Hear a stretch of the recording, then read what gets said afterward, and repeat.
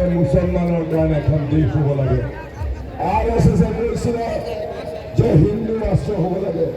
মহাত্মা গান্ধীয়ে তেওঁক সমৰ্থন স্বাধীন ভাৰতত হিন্দু মুছলমান খ্ৰীষ্টান জৈন সকলো থাকিব আৰু স্বাধীন ভাৰতবৰ্ষৰ মানুহৰ দেশ হ'ব।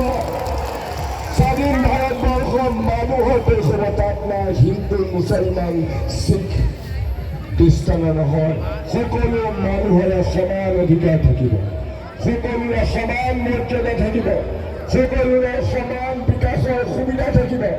আৰু সেইকাৰণে মহাত্মা গান্ধীৰ নিৰ্দেশত B.R. আম্বেদকাৰৰ গুণী জ্ঞানী লোকসকলে 3 বছৰ ধৰি আলাপ আলোচনা কৰি আমাৰ দেশৰ সংবিধানখন ৰচনা কৰিছে, যিখন পৃথিৱীৰ ভিতৰত সৰ্বোৎকৃষ্ট সংবিধান বুলি কোৱা হয়। সেইখন সংবিধানে কি কৈছে যে ভাৰত ধৰ্ম নিৰপেক্ষ ৰাষ্ট্ৰ। আমাৰ ভাৰতত কোনো ধৰ্মৰ দ্বাৰা পৰিচালিত হোৱা দেশ হ'ব নোৱাৰে। আমাৰ ভাৰতত এজন মুছলমানৰ যিমান অধিকাৰ আছে, এজন হিন্দুৰ একে সমান অধিকাৰ আছে, এজন খ্ৰীষ্টানৰ আছে, এজন জৈনৰ আছে।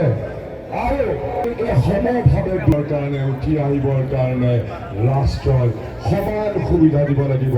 কাৰো কম অধিকাৰ, কাৰো বেছি অধিকাৰ থাকিব নোৱাৰে। কিন্তু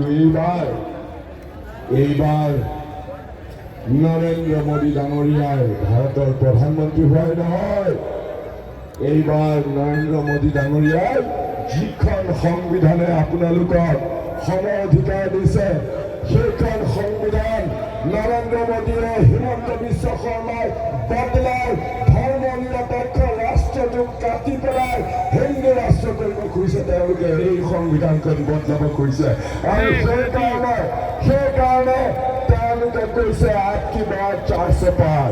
কেনেকে? কাৰণ যিখন সংবিধান মহাত্মা গান্ধীৰ নিৰ্দেশত B.R. আম্বেদকাৰে বনাইছিলে, তাত লিখা আছে যে এইখন সংবিধান বদলি কৰিব পাৰিব যেতিয়া এইখন সংবিধান